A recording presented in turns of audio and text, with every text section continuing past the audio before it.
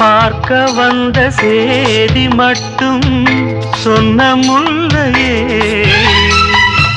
பருவம் வந்த தேதி மட்டும் சொல்லவில்லையே.